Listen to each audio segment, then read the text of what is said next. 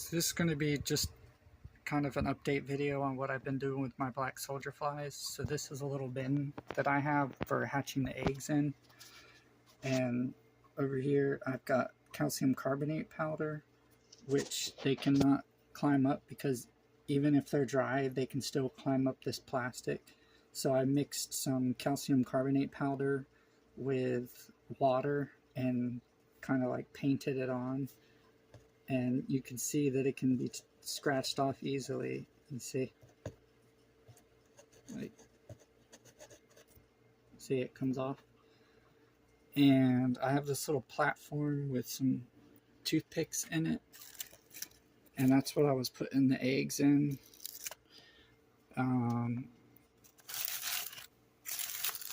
If you look in here, you can see some of them. And I've actually been running these bins extremely dry, as you can see, and they seem to survive. I do give them food with water in it though. So this is my egg hatching thing. I have another bin here, a plastic bin, and if you're wondering, this is a tomato, which if you've never given them a tomato, it's pretty crazy. Let's see, you can see the fibers. They're dirty now. They're stained with coffee grounds. And there's some banana peels in here. I don't want to disturb them too much. But this is where I have some of mine. You can see some pupae casings. I also have this bin, and these white spots, that's actually what the flies leave behind when they first hatch for whatever reason. And I had this mesh bag, and I was putting them all in here. As you can see, a lot of them have hatched out. I wasn't really sure what to think. I just tried this, I don't know. And this is the inside of my aquarium. And so it's covered, the surface is covered in floating plants so that they don't drown. And there's for my water filter that comes in.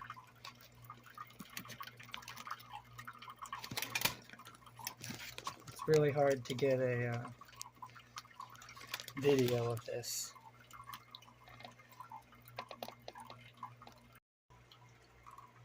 They actually fly freely in my room, and they are supposed to be attracted to these lights. And then they go down into this hole where, because I have a light there. But unfortunately, this is a really bad temporary setup, so it's not 100% successful. As you can see, one of the issues is that the flies are finding a way to get where they're not supposed to get, and then they end up dying instead of going in the aquarium. Oops.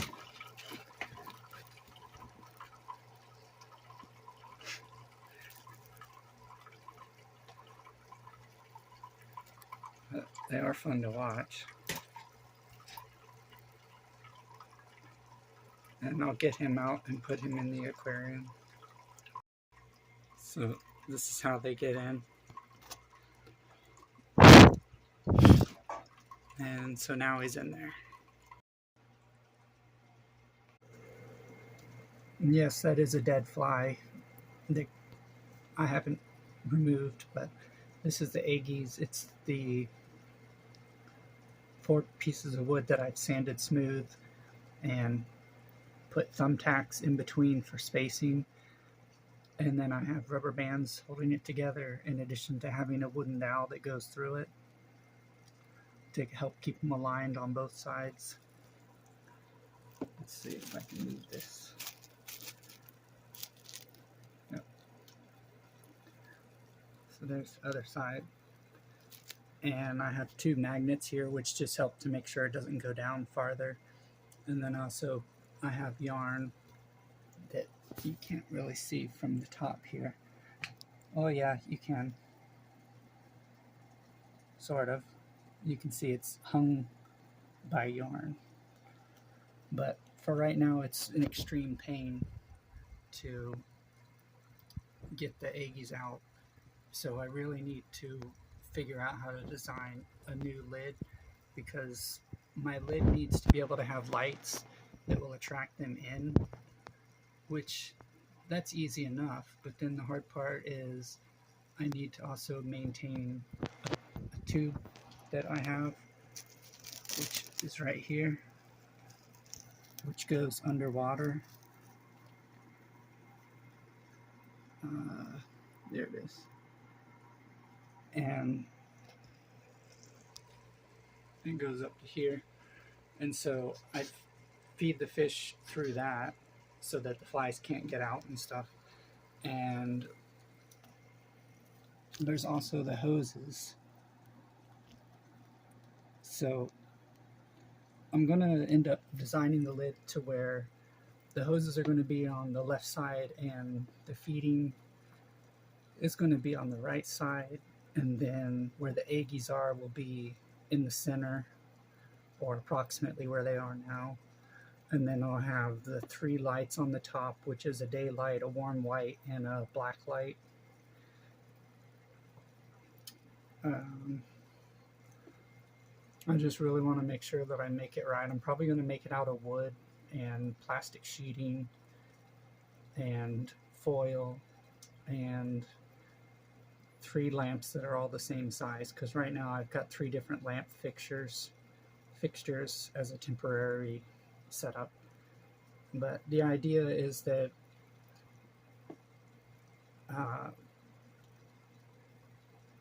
basically when they hatch, they'll automatically fly into the aquarium like they're doing now mostly, and then they'll breed and lay eggs, and I'll just take the eggs out.